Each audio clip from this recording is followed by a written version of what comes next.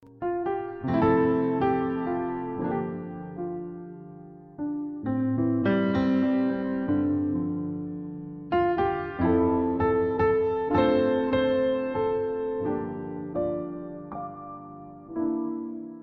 renungan firman Tuhan untuk renungan hari ini adalah semakin banyak penghujat, semakin kuat iman kita. Ayat Alkitab yang kita baca hari ini adalah dari 2 Petrus 3 ayat 1 sampai ayat 7 yang akan dibahas dalam 3 bagian. Sebelum masuk ke dalam renungan kita pagi ini, perlu kita ketahui bahwa Petrus berjalan bersama Yesus, berbicara dengannya, dan menghabiskan 3 tahun yang indah bersama Tuhan Yesus yang baik, yang akhirnya dia akui dan percayai sebagai Kristus Anak Allah yang hidup. Petrus adalah salah satu dari 12 murid yang diutus Kristus untuk melayani domba-domba yang hilang dari umat Israel, memberitakan Injil Kerajaan, menyembuhkan orang sakit, membangkitkan orang mati, mentahirkan penderita kusta, dan mengusir setan. Rasul Petrus tidak asing dengan kuasa ilahi dan karya ajaib Tuhan Yesus. Dia telah mengabdikan sisa hidupnya untuk mengingat kuasa ilahi Kristus, kata-kata ramahnya, dan ajaran-ajaran yang luar biasa. Sebagai seorang rasul yang diberi kunci kerajaan dan kuasa ilahi dari Tuhan Yesus, Petrus dapat membuat nama untuk dirinya sendiri. Tetapi Petrus lebih suka membagikan kabar baik tentang Injil kasih karunia, tidak peduli berapapun harganya, dan mewartakan keajaiban demi kemuliaan Kristus Yesus, Tuhannya. Dia mengajar orang lain untuk siap mati bagi diri sendiri dan hidup bagi Kristus. Dia memperingatkan orang lain tentang guru palsu, doktrin setan, dan penganiayaan yang tak terhindarkan yang akan diderita orang Kristen di dunia ini. Ia mendorong orang percaya untuk bertumbuh dalam kasih karunia, mengenal Kristus lebih dalam, dewasa dalam iman, mengembangkan belas kasih dengan hati nurani yang bersih, dan mengembangkan sikap seperti Kristus dalam pikiran, perkataan, dan perbuatan.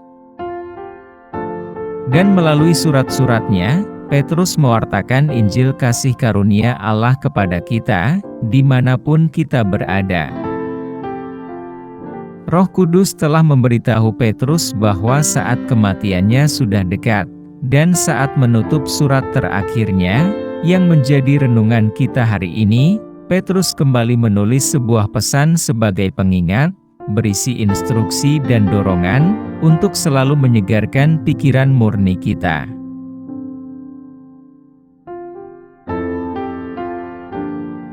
Bagian pertama dari ayat Alkitab yang akan kita baca, adalah 2 Petrus 3, ayat 1 sampai ayat 2, yang berbunyi sebagai berikut. Saudara-saudara yang kekasih, ini sudah surat yang kedua, yang kutulis kepadamu. Di dalam kedua surat itu aku berusaha menghidupkan pengertian yang murni oleh peringatan-peringatan, supaya kamu mengingat akan perkataan yang dahulu telah diucapkan oleh nabi-nabi kudus dan mengingat akan perintah Tuhan dan juru selamat yang telah disampaikan oleh rasul-rasulmu kepadamu. Apa isi firman Tuhan ini, dan apa pesannya untuk kita? Dalam renungan sebelumnya, kita tahu bahwa Petrus pernah menulis tentang pentingnya selalu diingatkan. Baca 2 Petrus 1 ayat 12 dan 13. Oleh karena itu, di bagian penutup suratnya ini, Petrus sekali lagi menekankan apa yang harus diketahui tentang kedatangan Yesus dan nubuatan-nubuatan seputar kedatangannya. Para rasul sangat menyadari bahwa pengulangan peringatan itu sangat penting, terutama untuk membangkitkan pikiran yang murni, dan bukan yang tidak murni. Karena itu, Petrus kembali mengingatkan para pembacanya tentang pesan-pesan kitab suci yang disampaikan oleh para nabi Tuhan di Perjanjian Lama, serta perintah-perintah Allah Juru Selamat kita yang disampaikan oleh rasul-rasul Tuhan di Perjanjian Baru. Di sini Petrus menekankan pentingnya percaya bahwa kata-kata kitab suci, baik secara literal maupun makna di balik kata-kata itu. Petrus percaya bahwa melalui firman Tuhan, baik tertulis maupun tersirat, keduanya akan memberi kita inspirasi yang lengkap tentang kedatangan Tuhan. Dalam suratnya yang kedua ini, Rasul Petrus menempatkan para utusan Perjanjian Baru pada tingkat yang sama dengan para utusan Perjanjian Lama, yang berarti Petrus sangat memahami otoritas Perjanjian Baru. Petrus memahami bahwa Yesus memberi para rasulnya otoritas untuk menyampaikan pesan Allah kepada umat Perjanjian yang baru. Dia memahami hal ini dari perikop dalam Matius 16 ayat 19, di mana Tuhan Yesus memberi para rasul wewenang untuk mengikat dan melepaskan, sama seperti wewenang para nabi pada zaman mereka. Dalam Matius 16 ayat 19, Tuhan Yesus berkata kepada para murid-Nya, "Kepadamu akan kuberikan kunci kerajaan sorga. Apa yang kau ikat di dunia ini akan terikat di sorga, dan apa yang kau lepaskan di dunia ini akan terlepas di sorga." Berdasarkan perkataan Tuhan Yesus ini, Rasul Petrus menyadari bahwa otoritas para rasul Perjanjian Baru sama dengan para nabi Perjanjian Lama. Secara signifikan, Petrus melihat otoritas ini ditanamkan pada semua rasul, bukan hanya pada dirinya sendiri. Dia akan merasa aneh jika otoritas kepausan dianggap sebagai miliknya saja.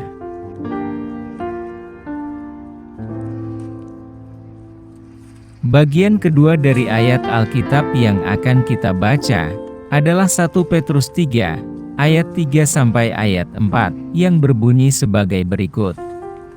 Yang terutama harus kamu ketahui ialah, bahwa pada hari-hari zaman akhir akan tampil pengejek-pengejek dengan ejekan-ejekannya, yaitu orang-orang yang hidup menuruti hawa nafsunya. Kata mereka, di manakah janji tentang kedatangannya itu? Sebab sejak bapa-bapa leluhur kita meninggal, segala sesuatu tetap seperti semula, pada waktu dunia diciptakan. Apa isi firman Tuhan ini, dan apa pesannya untuk kita? Lebih lanjut, Rasul Petrus memperingatkan agar umat Kristiani tidak perlu heran menemukan bahwa ada orang yang akan mencemooh gagasan kedatangan Yesus yang kedua kalinya. Pemberitahuan tentang banyaknya pencemooh ini adalah hal pertama dan terpenting yang perlu kita ketahui. Setiap kali seorang penghujat membuka mulutnya untuk menyangkal kebenaran wahyu kedatangan Yesus yang kedua kali, justru akan membantu meneguhkan kita dalam keyakinan kita akan kebenaran yang mereka sangkal itu. Roh Kudus memberitahu kita, melalui pena Petrus, bahwa itu akan terjadi, dan kita tahu bahwa Petrus benar-benar adalah Rasul Tuhan. Kita juga percaya bahwa para pengejek tidak hanya memiliki masalah intelektual dengan Tuhan dan firman-Nya. Mereka juga memiliki masalah moral yang menyangkal ketuhanan Yesus Kristus atas hidup mereka. Bagaimana mungkin para pencemooh yang hidup menuruti keinginan dagingnya dapat menerima dan menyatu dengan kekudusan Tuhan Yesus? Selain itu, di benak para pengejek ini, orang Kristen telah berbicara tentang kedatangan Yesus selama 2000 tahun, dan Dia masih belum kembali. Lalu berapa lama lagi kita harus menunggu? Para pengejek mendasarkan ejekan mereka pada bukti bahwa segala sesuatunya masih sama seperti saat dunia dimulai, dan bahwa Tuhan belum dan tidak akan melakukan sesuatu yang baru dalam rencana ciptaannya. Argumen para pencemooh dan guru palsu pada dasarnya adalah argumen naturalistik yang mengesampingkan intervensi Allah dalam sejarah penebusannya.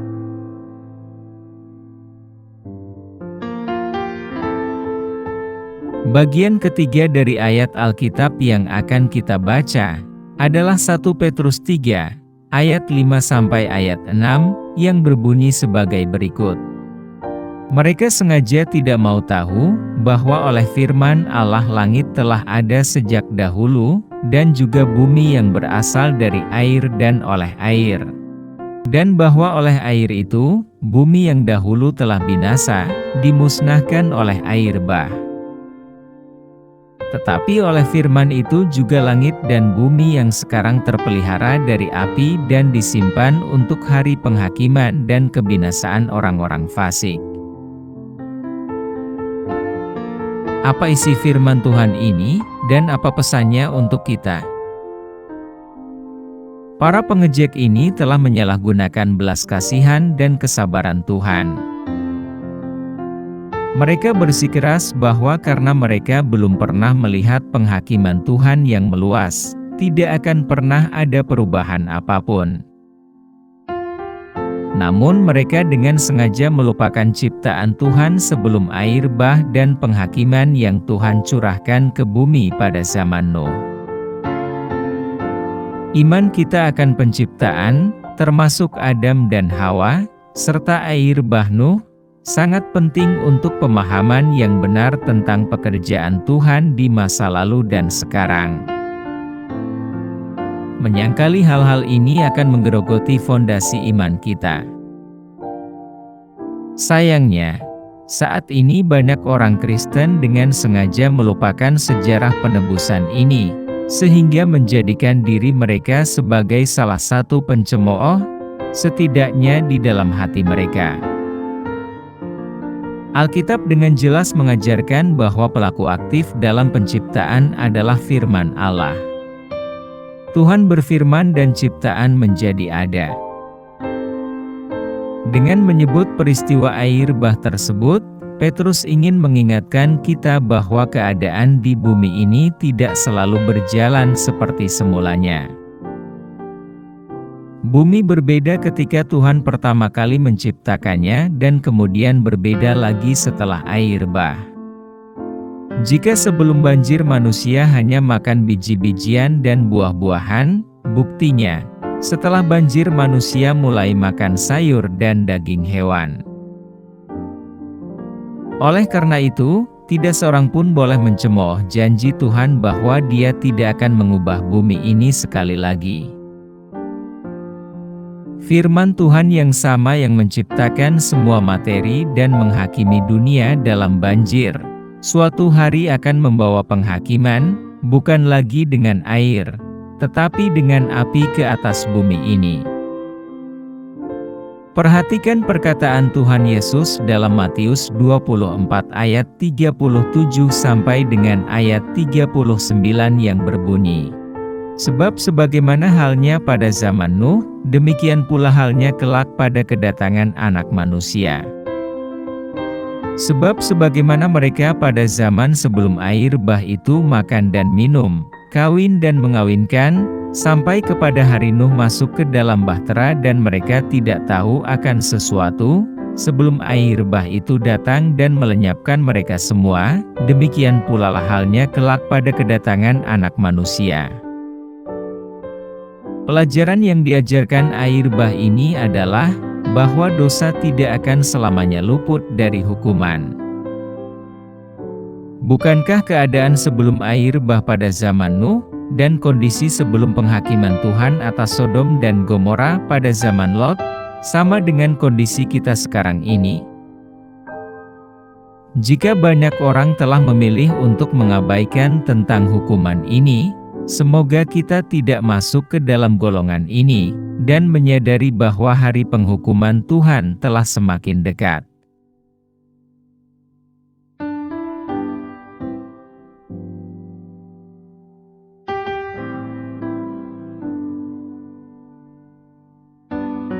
Apa yang harus kita terapkan dalam kehidupan kita? Kita harus menyadari bahwa pikiran kita harus selalu diingatkan dan disegarkan. Untuk itu kita harus lebih rajin membaca Alkitab atau mendengarkan firman Tuhan, yang akan menyegarkan pikiran kita yang murni tentang kedatangan Tuhan Yesus yang kedua kalinya. Kita harus membaca firman Tuhan secara lengkap, yaitu merenungkan firman, baik yang tertulis maupun yang tersirat, sesuai konteksnya, untuk memiliki inspirasi dan pengetahuan yang sempurna tentang Tuhan dan semua maksud Tuhan. Ketika semakin banyak orang yang mencemooh ketuhanan Yesus dan juga tentang kedatangannya sebagai Raja, kita tidak perlu heran atau marah. Tetapi itu justru memperkuat iman kita, karena apa yang dikatakan oleh Tuhan Yesus sendiri dan juga para rasul-Nya adalah benar. Kita tahu bahwa akan ada saatnya Tuhan Yesus datang kembali, namun hal itu tidak boleh membuat kita terlena sehingga kita tidak menjalankan tugas kita sebagai pemberita Injil, tetapi semakin giat melakukan tugas-tugas kita selama kita hidup di dunia ini. Yang penting, kita memiliki iman bahwa kedatangan Tuhan Yesus justru semakin dekat, dan kita semakin memperkuat iman kita dengan berdiri teguh di atas firman Tuhan.